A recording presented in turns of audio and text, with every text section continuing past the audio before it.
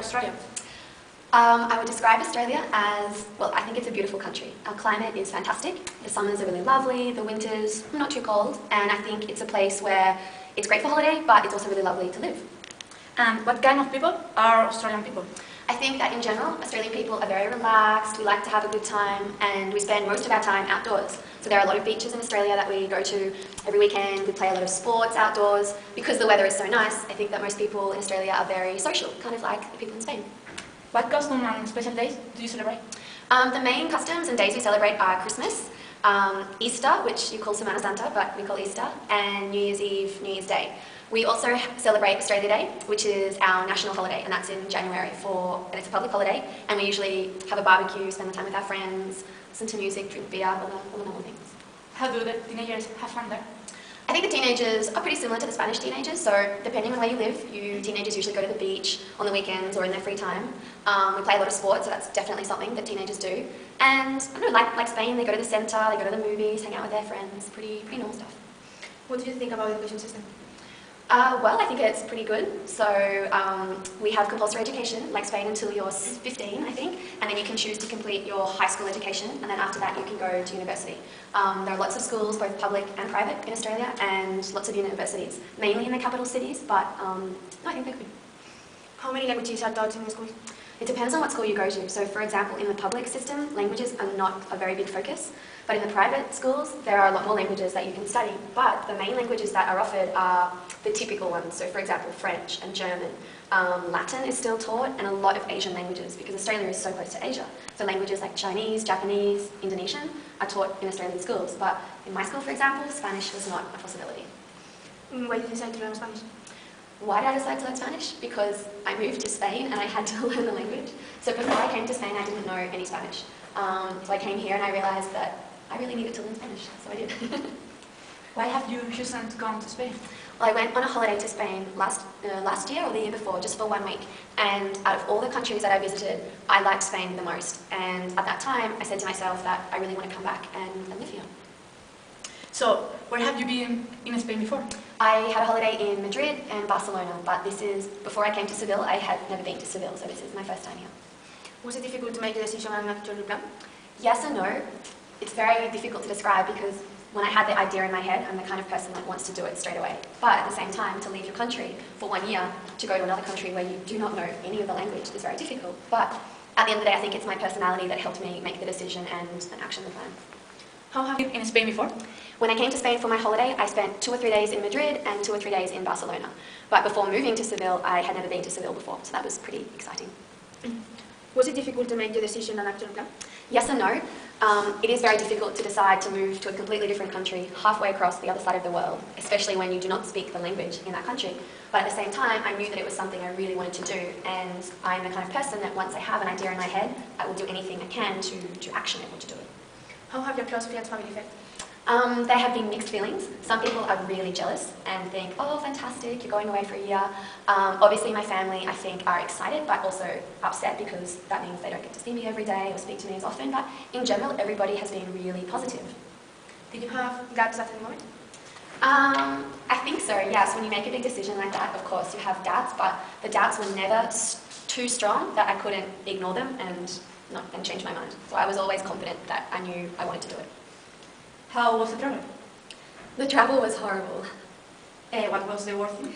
Well, Australia is pretty far away from Spain, so it takes about 2 days to get here, especially because there was no direct flight. So usually you have to go from Australia to Asia, and then Asia to somewhere in Europe, and then somewhere in Europe down to Madrid, and then Madrid to Seville. So really, it takes about 2 days. And 2 days on an aeroplane, it's really not that fun. And what nice regard have you got of the travel? Do I have to choose a nice regard? Because I don't know if there is one. No, I think the nice thing is that at the end of the travel, I'm in Spain. So that's probably the nicest thing. How do you feel when you first arrived? Really tired, but no, excited as well. Excited and scared because I was in Spain and I couldn't even talk to the taxi driver to take me to my hotel. So it was a little bit scary, but no, kind of happy as well. Where did you live before you moved to Spain? In my city in Australia, it's called Brisbane, and it's just north of Sydney, so I lived in Brisbane. I've lived there most of my life, actually. What thing in Spain do you think are the most strange? The most strange? I think for me, the most difficult or strange thing was that everybody stays up and stays out so late at night. And no matter what time it is, maybe it's midnight or 11:30 at night, you still see parents with children or babies in a bar having a drink or having tapas, and that was really strange for me to see. And you were surprised, a thing that you didn't expect when you love it? How cheap the beer and how cheap the tapas is. To go and get a cervecita for €1, come on, that does not happen in Australia, so I think that was a very good surprise. Is there something that you want to do that you haven't done yet? Not so much something, but there's lots of places I want to see. So I want to spend 2 weeks just driving through the north of Spain, because I haven't really seen that. But in terms of an activity, I would really like to learn Sevillana, the dance, so that in Feria I can maybe do a little dancing. I don't know. What do you do in your free time? I usually spend time with friends, or on the weekends we try and go away, maybe for a day to Cadiz, or a place that we haven't seen before so that we can get to know more of Spain. But just normal things, going out for tapas and drinks, and I don't know. Do you usually meet English speakers? Yes and no, because I work as an English teacher. Yes, I have a lot of other friends that are English who are teachers as well, but I also am starting to meet more Spanish people, which is excellent for my Spanish practice, so I think it's a mixture. What is your favorite tapas? Well, okay, I have so many favourite tapas, but I think the two that I like the most are, in Spanish, espinacas con garbanzos, which in English is spinach with chickpeas. And I love, love, love that. And I also love bacalao, which in English is codfish, more or less, and the special bacalao or codfish in tomato that you can get in a tapas. Oh, if I could eat that all day, I would be happy. How did you get on with Spanish food? Good, no, I really like it. I'm vegetarian though, so sometimes it's a little bit difficult. So I have to be really careful when I read the menu and make sure that I know all the vocabulary so that I don't order pig or cow or something when I think it's a vegetable. But generally, good. Have you worked as an English teacher before? No, before coming to Spain, no, I haven't worked as an English teacher. What does it feel like to teach in English? Sometimes it's really strange because I know the language perfectly. I've spoken English since I was a little girl, but sometimes when my students ask me questions, I know how it should sound, but I can't explain the rule and the grammar or explain why it's like that. So sometimes it's frustrating, but in general, no, I like it. How old are your students? I have a variety of ages. I teach teenagers right up to adults. Yeah, so a range, but generally my students are adults. How do you get on with them?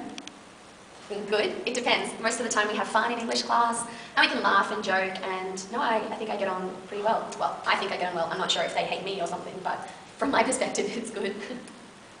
Have you learned more Spanish and more about our custom sounds to your students? From my students, yes, definitely. So I always ask my students about special festivals or celebrations that are happening, and I get information and get their advice about where to go, what to see, and that's really helpful. And my students help me a little bit with my Spanish as well, which is nice.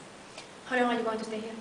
My original plan was to stay for 1 year, but now that I'm here, I really like it. So I would love to stay for more, but I'm not sure.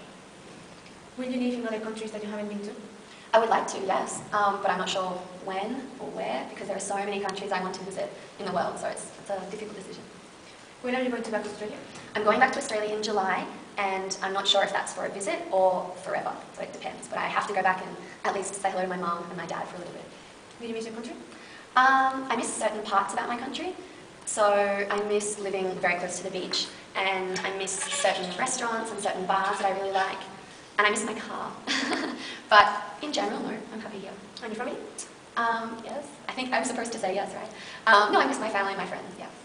How often do you speak with your family? I usually speak with them via text message or SMS a few times a week. If I want to talk to them, I use Skype because it's free. But usually I'm so busy, I don't know, having cervezas, having beers or tapas that I forget to call them very often. And so sometimes I get a message from my mum that says, "Are you still alive? Is everything okay?" But I try and speak to them maybe once every 2 weeks. Are you going to receive a visit from your friends or family?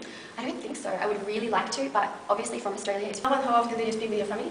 I usually speak with them via text message or SMS a few times a week. If I want to talk to them, I use Skype because it's free. But usually I'm so busy, I don't know, having cervezas, having beers or tapas that I forget to call them very often. And so sometimes I get a message from my mum that says, "Are you still alive? Is everything okay?" But I try and speak to them maybe once every 2 weeks. Are you going to receive a visit from your friends or family? I don't think so. I would really like to, but obviously from Australia it's